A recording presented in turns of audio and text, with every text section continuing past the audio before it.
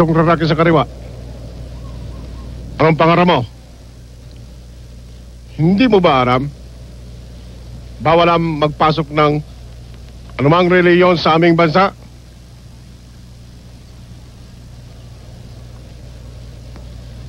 Ako po si Padre Antonio Gonzales.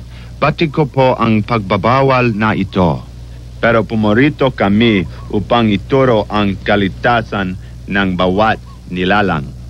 At maipakita ang mga kamalayang ginagawa ninyo ng mga kapwa mo ukol sa pumumuhay.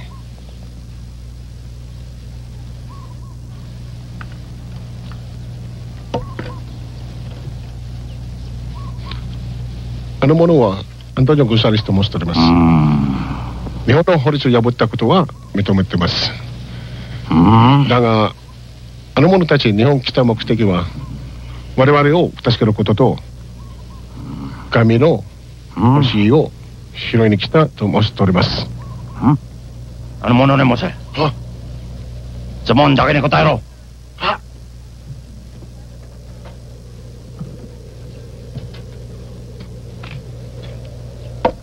Isang tanong, isang sagot lamang. Sabi ng kasamahan mo, may dala ka daw riham. Totoo ba? Opo, may dala akong dalawang liham, isa para sa inyo at isa para sa lumayas na pari, na nayon ay nasa Nagasaki. Ako yung... Senbu shaberimasu. Itami da kayo. Kanben shite kudasai.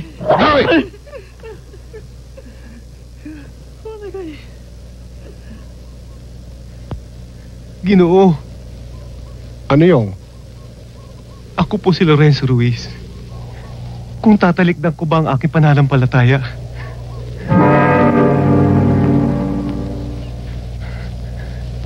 Hahayaan niyo ba ako mabuhay na mapayapa? Tatanong ko sa aming pinuno.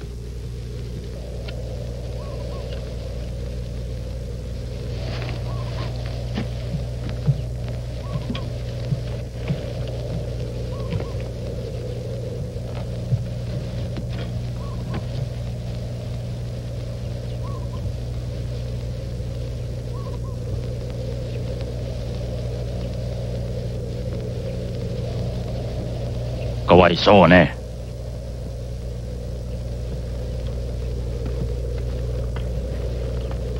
Lorenzo Ruiz! Iho, kung meron kang nalalaman laban sa amin, isiwala mo nang ikaw ay maligtas.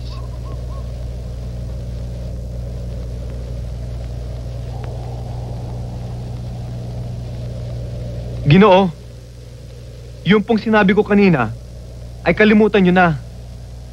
Yung po ay tanong lamang ng ignorante.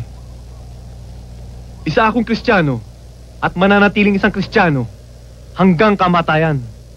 Hindi po ako nagpunta dito sa hapon upang maging martir. Ngunit bilang isang Kristiyano ay ibibigay ko sa Panginoon ang buhay ko. Kaya gawin na ninyong gusto ninyong gawin sa akin. Ano pang masasabi mo tungkol sa iyong sarili? Ano po bang masasabi ko?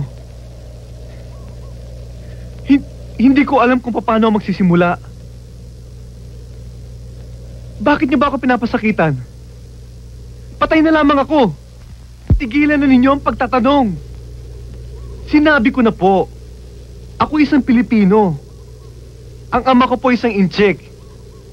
Ang ina ko po isang Pilipina. Meron po akong asawa at 2 anak na lalaki. At isang babae. Nagkaroon ako ng kaaway sa Maynila. Sumama ako sa mga paring ito na hindi ko alam ang patutunguhan upang makaiwas sa Maynila. Nang makarating ako dito, ninais ko nang bumalik sa aking bayan. Subalit, tutungo daw sila sa Formosa. Hindi ako maaari doon sapagkat bibitayin ako roon. Kaya po, minabuti ko nang sumama sa mga paring ito dito sa inyong bayan.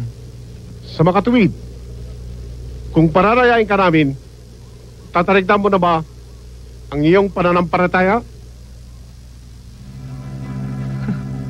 Yan po ang hindi ko magagawa.